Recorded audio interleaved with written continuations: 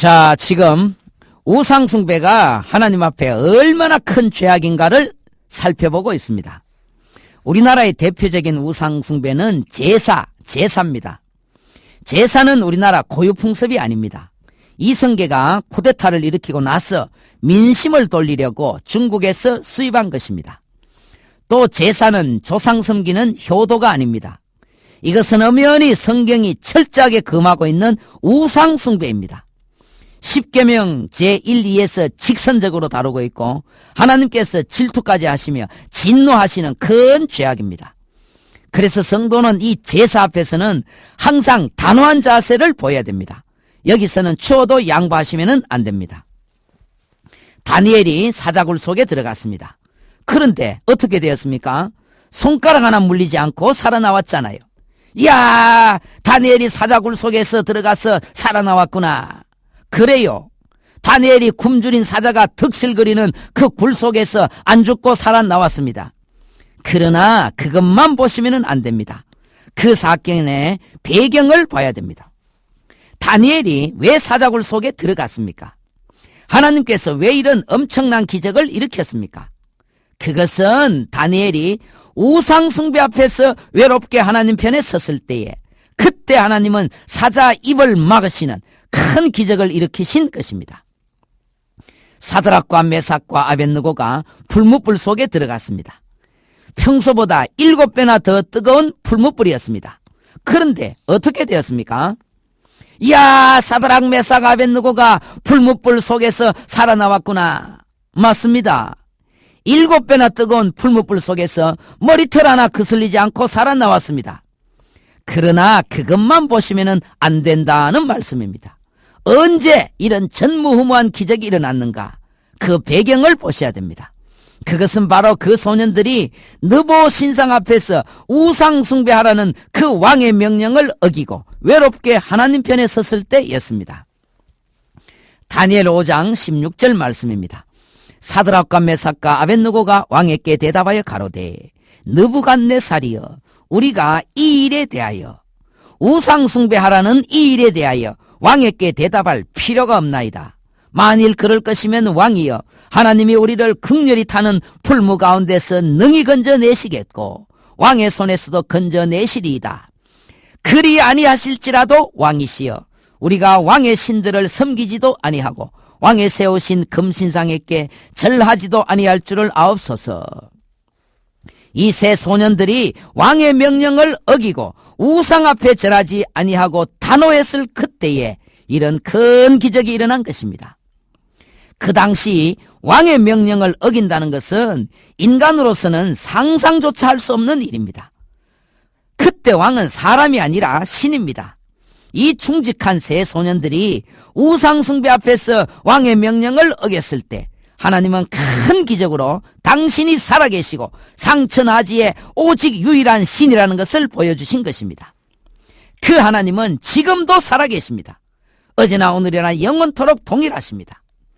옛날에 사자 입을 봉하신 그 하나님께서 오늘날은 그런 일을 못하실 것 같습니까? 옛날에 불이 사르지 못하는 그 일을 하나님은 21세기 오늘 과학시대에는 못하실 것 같습니까? 하나님은 변하지 않았는데 사람이 변했어요. 다니엘과 같은, 사드락과 메삭과 아벳느고 같은 서슬푸른 왕 앞에서도 우상 숭배는 끝까지 단호했던 그런 신앙의 인물들이 오늘날은 없기에 하나님의 기적은 나타나지 않는 것뿐입니다. 사랑하는 극동방송 가족 여러분, 우상 숭배가 하나님 앞에 얼마나 무서운 죄인지 아십니까? 우상 숭배에 눈을 뜨지 못하시면 안 됩니다. 많은 성도들이 아직도 이 죄가 어떤 죄인지 모르고 제사를 지내고 있습니다. 많은 중직자들까지도 현혹이 되고 있습니다. 그저 효도 차원에서 세배하듯이 사진 앞에서 절하고 무덤 앞에서 절하고 있습니다. 빨리 끊으셔야 합니다. 하나님이 가장 싫어하시는 죄는 살인죄가 아닙니다. 간음죄가 아니에요. 바로 우상숭배 죄입니다. 십계명 가운데 제1, 2, 3까지가 바로 우상숭배하지 말라는 것입니다. 살인죄, 간음죄는 저 뒤에 나옵니다. 이 죄는 나만 망하는 것이 아닙니다. 3, 4대를 유전으로 타고 내려가서 가문이 풍지 박살이 납니다. 자녀들 가운데 이름 모를 질병들이 계속 나타납니다. 제사가 그만큼 무섭습니다. 세계 역사상 우상숭배한 나라 치고 망하지 아니한 나라가 어디 있습니까? 바벨론이 망했지, 아수르가 망했지, 애굽이 망했지, 로마가 망했지, 다 망했잖아요. 우상숭배한 그 나라를 하나님은 절대로 살려두지 않았습니다. 마귀를 섬기니까 결국 마귀가 저주를 가져오고, 또 하나님이 징계를 내리시고, 이렇게 이중 삼중으로 저주받으니까 결국 사회가 무너지고 나라가 무너지는 것입니다. 오늘날 우상숭배하는 나라들 거의가 못 사는 후진국입니다. 불교 나라들, 힌두교 나라들, 이슬람 나라들 모두가 지지리도 못 사는 나라들입니다. 선진국과 후진국은 종교로 구분됩니다. 이상한 현상입니다. 전 세계적으로 기독교 국가는 거의 예외 없이 선진국입니다. 이것은 우연의 일치가 아닙니다. 마귀를 섬기면은 결국 저주와 가난이 찾아오고, 하나님을 섬기면 결국 축복이 뒤따라오기 때문입니다. 우리나라도 지금부터 120년 전까지 복음이 들어오기 전에는 정말 가난한 나라였습니다.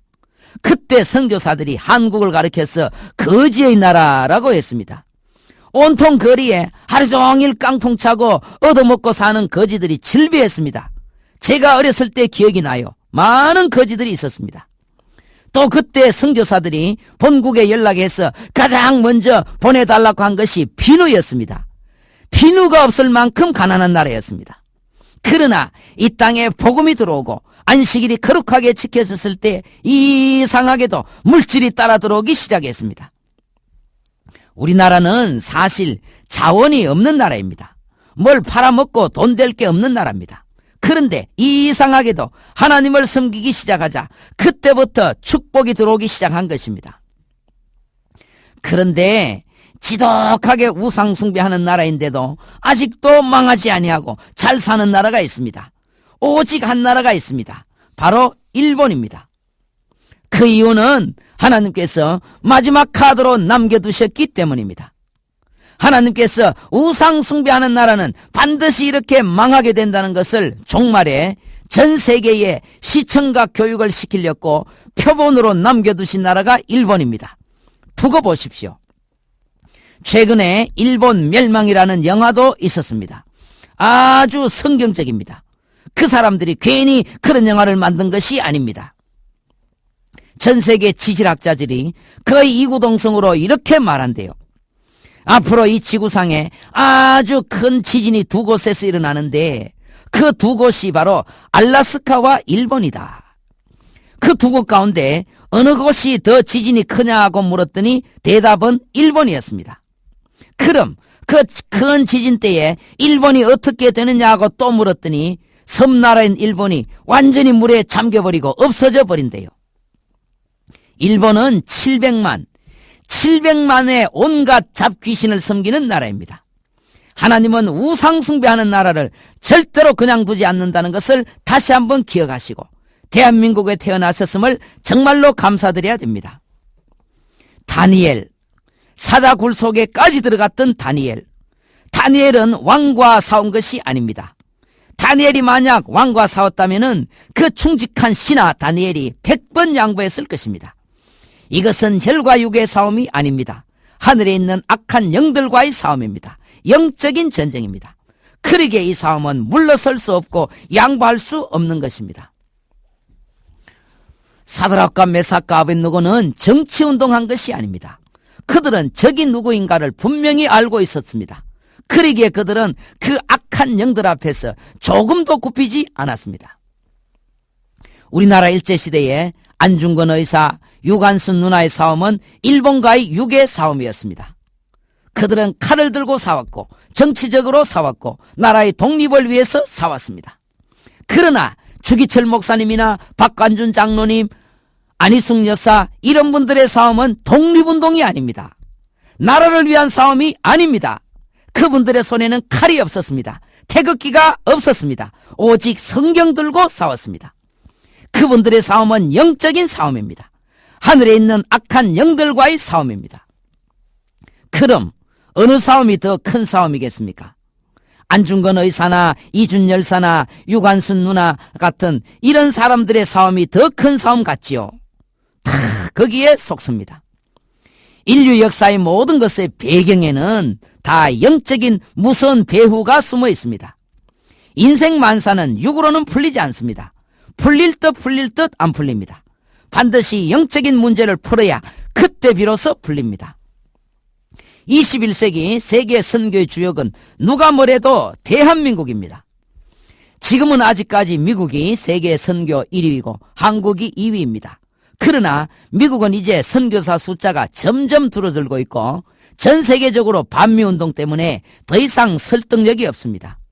이제는 곧 한국이 미국을 추월하고 세계 선교의 주역으로 떠오르게 됩니다.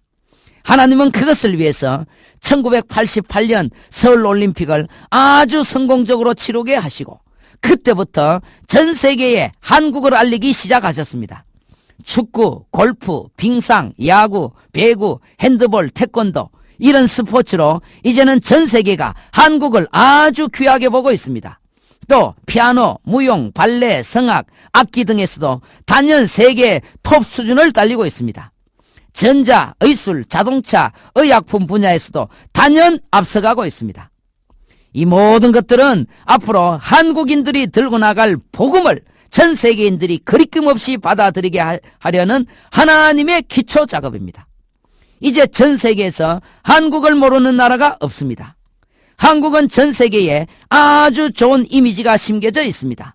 한국의 스포츠, 한국 상품이 전 세계에서 인정받고 있습니다. 바로 그 틈에 한국인 선교사들이 들고 나가는 복음이 안심하고 세계인들의 가슴 속에 파고드는 것입니다. 그럼 왜 하나님은 마지막 시대에 마지막 복음의 주자로서 한국을 택하셨나? 그것은 일제시대 때 이 영적인 싸움에서 비록 소수였지만은 외롭게 하나님 편에 섰을 때, 순교의 피를 뿌렸을 때, 하나님의 불같은 시험을 통과했을 때, 그때 하나님 앞에 합격 판정을 받은 것입니다. 하나님은 그때 우리의 신앙 숭배들의 우상 숭배 앞에 주어도 흔들리지 않았던 그들의 신앙 절개를 보시고 후손인 우리들에게 마지막 인류 대사명을 주신 것입니다. 이것은 실로 엄청난 축복입니다. 하나님이 우리에게 믿고 복음을 맡겨주셨다는 것은 큰 영광이요 큰 사명이요 놀라운 축복인 것입니다. 특별히 여자분들 명절 때마다 제사 앞에 맞서고 절하는 것 앞에 맞서는 것은 남편과의 싸움이 아닙니다. 잘 들으십시오. 이것은 시댁이나 시부모님들과의 싸움이 아닙니다. 가문과의 싸움이 아닙니다. 우리의 싸움은 혈과 육의 싸움이 아닙니다. 그 배후 조종자인 하늘에 있는 악한 영들과의 싸움입니다. 이 싸움이 남편과의 싸움이고 시댁 시어른들과의 싸움 같으면 100번을 양보해야지요. 그러나 이 싸움은 영적인 싸움이기 때문에 결코 물러서시면 안 됩니다. 여자분들 힘내십시오. 이 싸움에서 지면은 흑암의 권세가 가정을 지배하게 되고 그렇게 되면은 자녀들이 망하고 가문이 소리 없이 무너져 내리는 것입니다.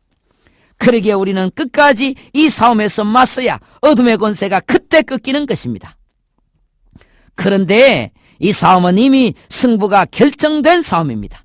우리 주님이 2000년 전에 벌써 꺾으신 싸움입니다. 우리는 이미 얻은 승리를 지키기만 하면 되는 싸움입니다. 오늘도 사탄은 항상 우상숭배를 통해서 역사합니다. 우상숭배가 없으면 사탄이 역사할 통로가 없게 됩니다. 우리의 가문의 우상숭배를 제사를 단호히 배격하고 나와 내 집은 오직 여호와만 섬기시는 축복된 가정들이 다 되시기를 바랍니다. 믿음으로 세상을 늘 이기시기를 바랍니다. 은혜로운 날 되십시오.